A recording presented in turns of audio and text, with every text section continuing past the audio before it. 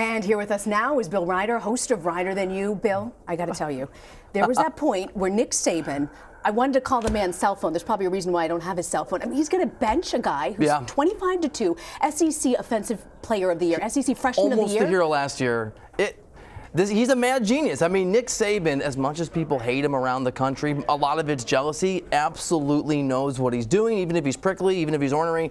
The man is a football genius, and we saw in a riveting second half. I mean, he plays a guy who we're still trying to figure out his name. What is it, Tua Tagovailoa? I think it's Tua Tagovailoa? Tagovailoa. Tagovailoa. But right, we haven't heard of him until 24 hours ago.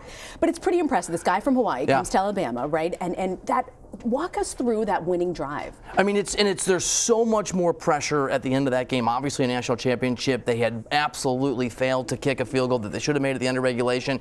You've got a true freshman, and he was the #1 dual threat quarterback recruit in the country, has never played any meaningful minutes of any kind in college football, and it's not just the biggest spotlight in the history of the game. It is with the most difficult coach on quarterbacks maybe in college football, and he showed poise, he showed calm, that fourth down conversion to keep the game alive, and then that throw at the end, because he took that huge sack at the end of overtime.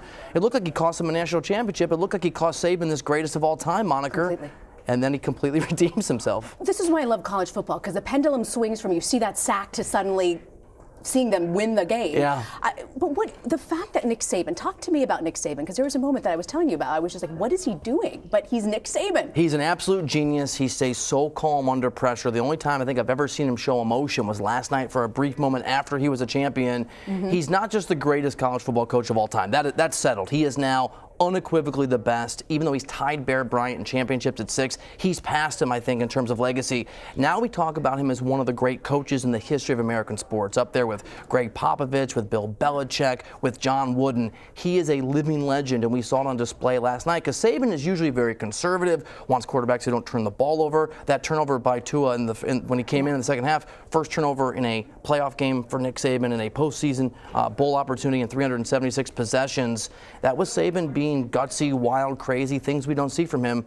The man is absolutely amazing. When my kids, who are 5 and 7, woke up this morning, I played not the winning game. I played Jalen Hurts' response to being benched, and I explained to them what an amazing show of sportsmanship. It was incredible. It was wonderful. I mean, obviously that is an incredibly hard thing to do, and they kept flashing to the sideline. Not only was he gracious at the end, throughout the game in that second half, he's turning to Tua, he's talking to him, he's helping him with plays, he's giving him insights. Not every quarterback will do that. We have reports in the last week that Tom Brady won't do that for his own backups, that a guy who was a starter all year and so successful was so gracious when the glory got handed to somebody else. It speaks to what sports are really all about. Heisman Trophy? You know, for Tua, I think this is the scary thing. The future is so, not only is he a freshman, the receiver who caught the pass was a freshman, the running back they brought in the second half as a freshman. Heisman Trophy is certainly possible next year, and the future unfairly continues to be very bright for Nick Saban in Alabama.